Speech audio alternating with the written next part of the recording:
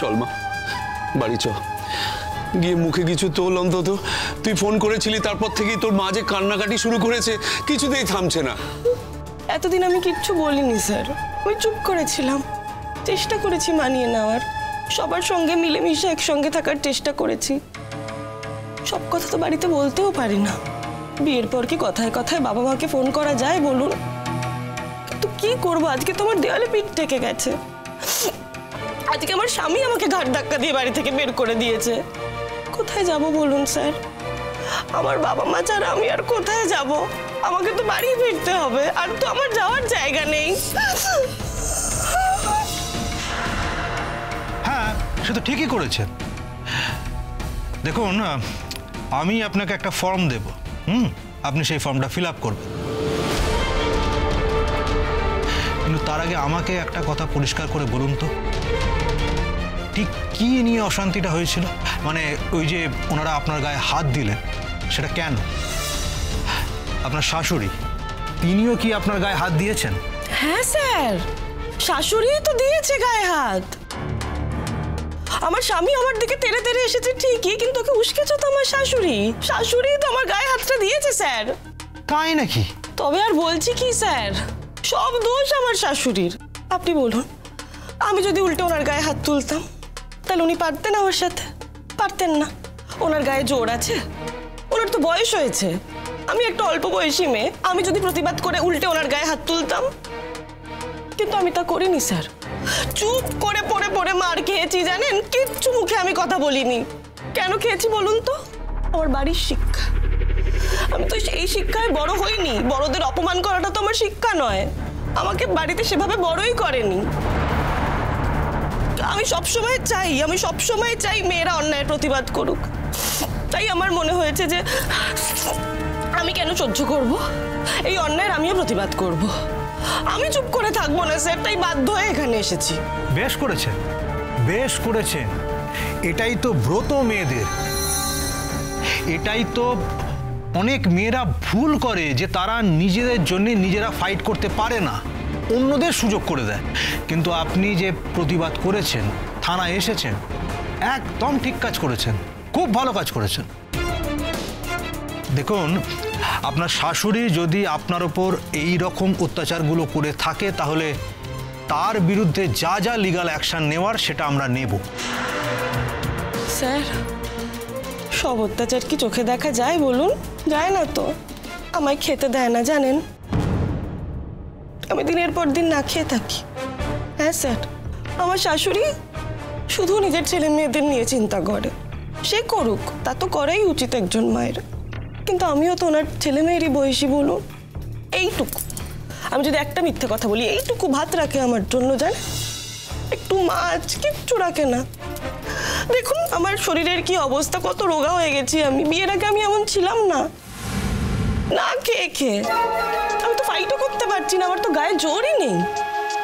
দিনের পর দিন না খেয়ে থেকে থেকে আমার এই অবস্থা হয়েছে। যখন মাঝে মাঝে বাপের বাড়ি যাই, তখন একটু ভালো মন্দ খেতে পাই স্যার।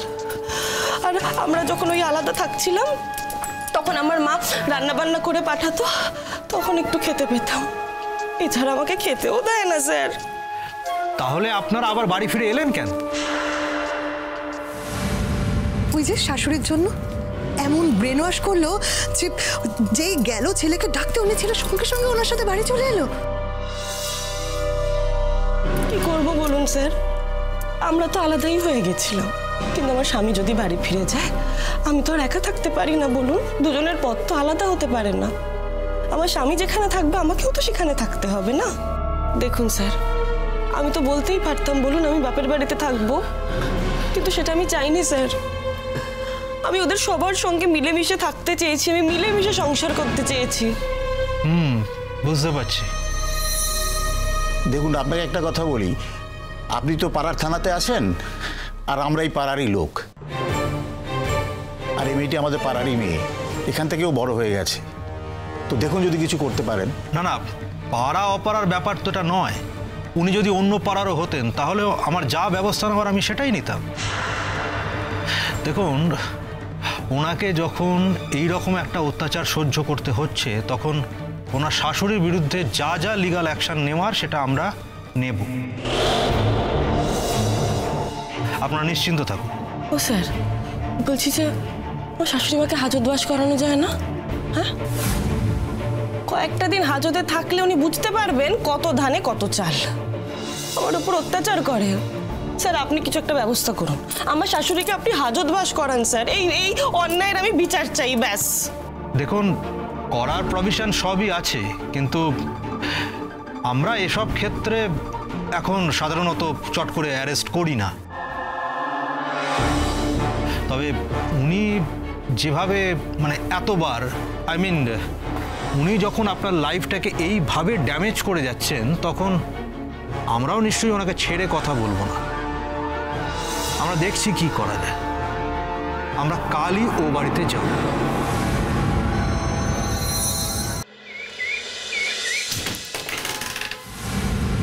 আপনারা কাকে চান? এটা কমলিনী দেবী বাড়ি তো? উনি আছেন বাড়িতে? হ্যাঁ আছেন, কিন্তু ওনাকে আপনাদের কি দরকার ঠিক বুঝলাম না। ওনার সঙ্গে আমাদের কিছু কথা আছে, আমরা একটু ভেতরে আসতে পারি? আসুন। চল। কি হয়েছে পিসিমণি? পুলিশ এসছে।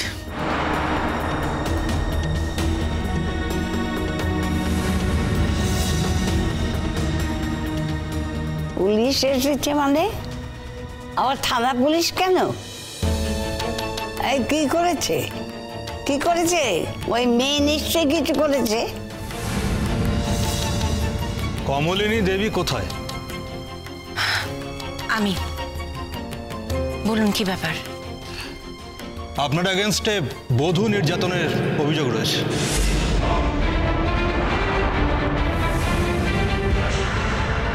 তাই নাকি? দেখুন স্যার, আমার মা কিন্তু কোনো বধূ নির্যাতন করেনি। কে অভিযোগ করেছে? বর্ষা মুখার্জি, তাই তো? এবারের যিনি বউ, তিনিই অভিযোগটা করবেন, সেটাই তো স্বাভাবিক, তাই না? কিন্তু আপনারা হঠাৎ এত তৎপর হয়ে চলে এলেন না? মানে বধূ নির্যাতনের অভিযোগ পেলেই কি সবসময় আপনারা এতটা তৎপর হয়ে যান? আপনি কি আমাদের অ্যাক্টিভিটি নিয়ে প্রশ্ন করছেন নাকি? প্রশ্ন তো কিছুটা যাচ্ছি, কারণ সবসময় তো আপনারা এই কেসগুলোতে খুব একটা এন্টারটেইন করেন না। তবু যদি জানতে চেয়ে থাকেন তাহলে ইউ আর মোস্ট ওয়েলকাম। বলুন, কি জানতে চান?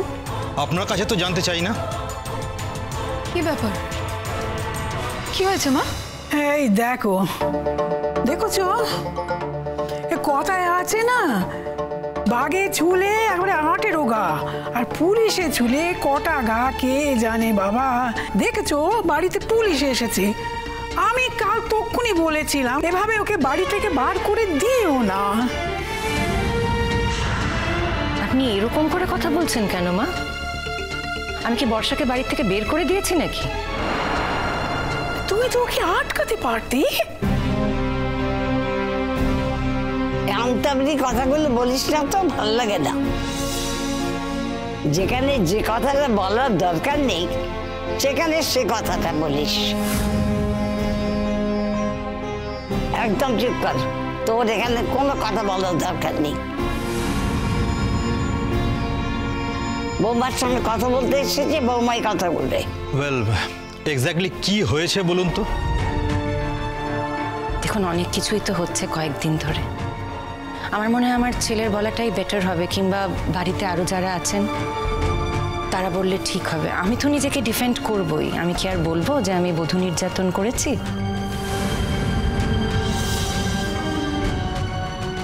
আমরা আপনাকে জিজ্ঞাসা করছি, গতকাল কি হয়েছিল শুধু সেই ঘটনাটুকুই বলুন। আগে কি হয়েছিল সেটা জানার দরকার নেই।